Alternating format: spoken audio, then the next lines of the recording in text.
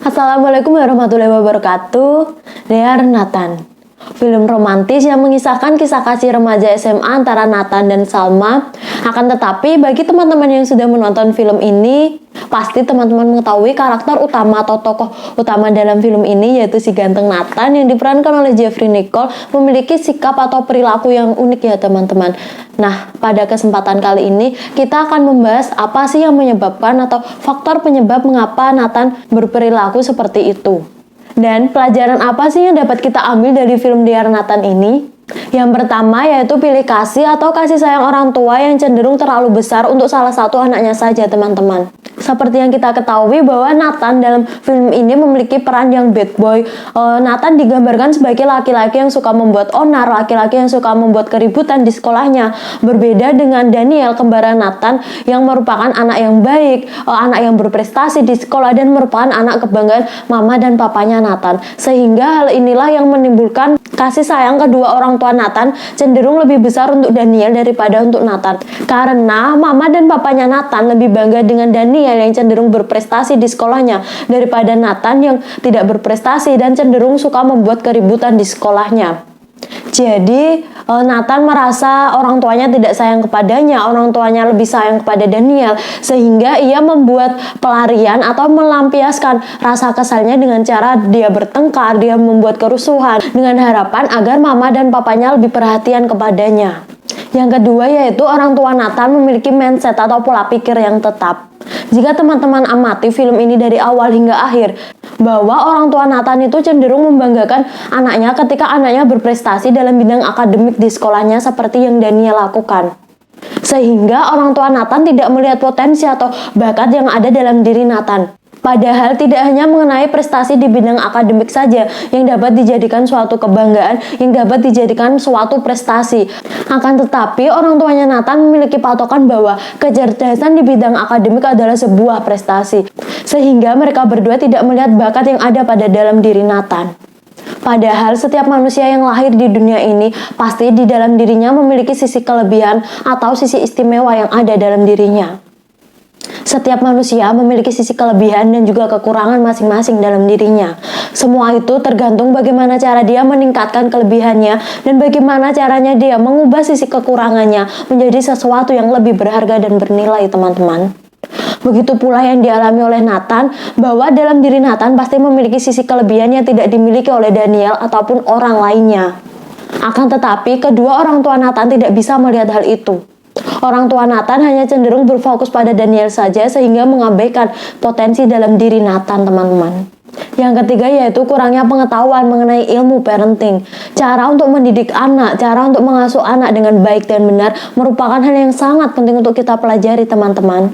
Ketika kita mempelajari ilmu parenting ini di saat usia kita masih muda dan di saat kita belum menikah, maka sama saja kita telah mempersiapkan bekal untuk diri kita untuk kelak menjadi orang tua yang lebih baik di masa depan.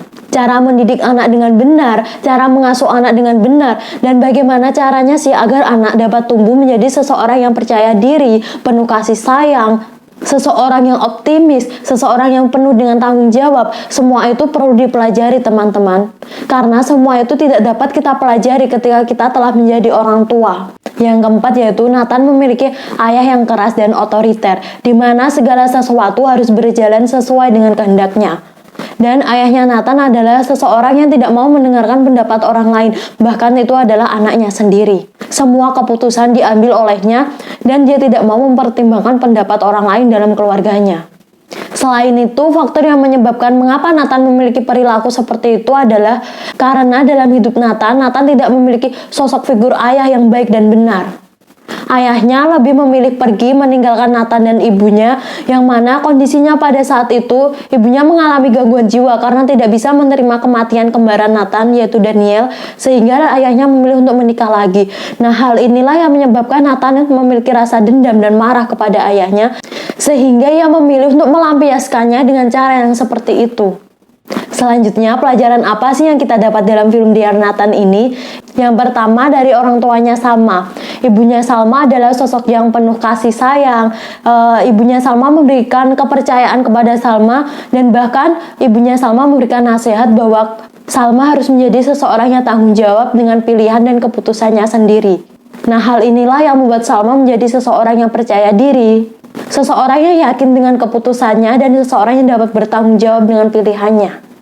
Yang kedua yaitu pentingnya untuk orang tua dan anak saling jujur dan mengekspresikan apa yang mereka berdua rasakan. Seperti yang dialami oleh ayahnya Nathan dan Nathan, bahwa keduanya ini tidak saling jujur akan perasaannya dan tidak saling mengekspresikan apa yang mereka berdua rasakan, sehingga timbullah salah paham antara keduanya dan membuat hubungan antara ayah Nathan dan Nathan menjadi semakin lebih buruk. Namun pada akhir cerita dalam film ini, ayahnya menyesal dan meminta maaf kepada Nathan atas segala perilaku dan perbuatan ayahnya kepada Nathan. Dan ayahnya Nathan pun mengatakan bahwa ayahnya sangat menyayangi Nathan, begitupun sebaliknya. Nah, ketika ayahnya Nathan mengungkapkan apa yang ia rasakan, mengungkapkan rasa sayangnya kepada Nathan, maka hubungan antara Nathan dan ayahnya menjadi jauh lebih baik dan jauh lebih dekat, teman-teman.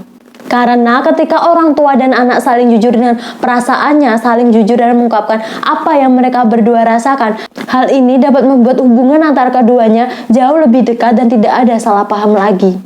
Jadi itu tadi pelajaran yang dapat kita ambil dari film Dear Nathan dan mengenai faktor penyebab mengapa Nathan berperilaku seperti itu. Jadi untuk teman-teman semuanya, ketika kalian menonton, pilihlah film yang dapat memberikan kalian hiburan dan juga manfaatnya ya. Terima kasih sudah menonton videonya. Sampai jumpa di video selanjutnya.